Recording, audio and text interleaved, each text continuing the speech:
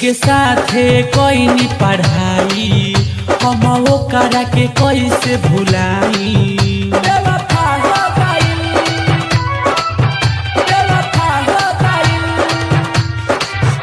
एक साथे कोई नहीं पढ़ाई हम ओकरा के कैसे भुलाई। जाने से ज्यादा प्यार करी हम तो वो छोड़िए गइल। हमारे काजली बेवफा हो गइल, हमारे काजली बेवफा हो गइल। हमारे काजली हमारे काजली हमारे काजली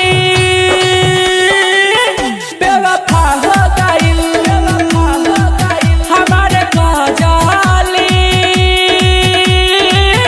बेवफा हो गइल।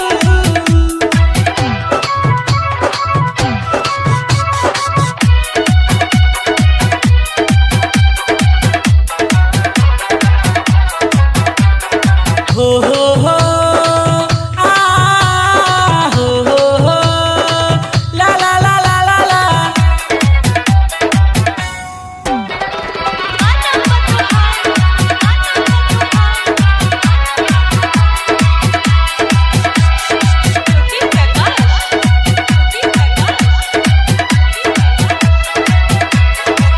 कबीना कैसे हमहू जियब हो, फाटल करे जावा के कैसे सियब हो, फाटल करे जावा के कैसे सियब हो।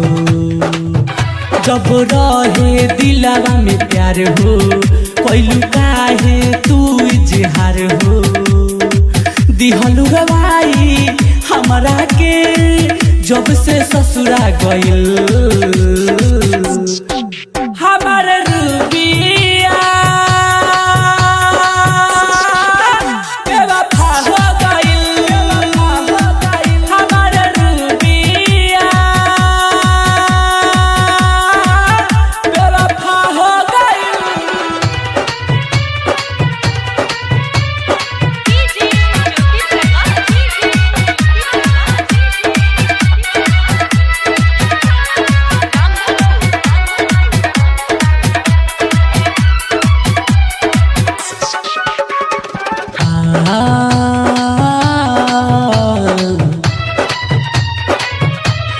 हमरा जिंदगी में अगिया तो लगा दिहली।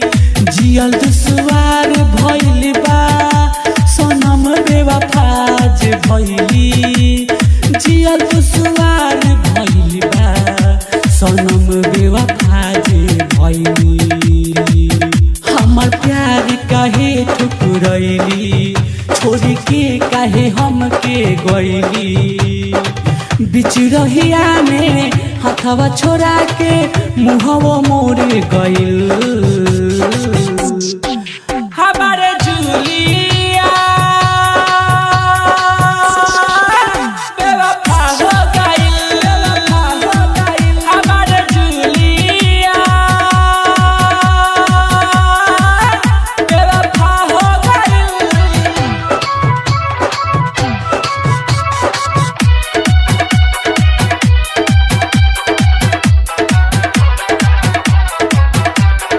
हो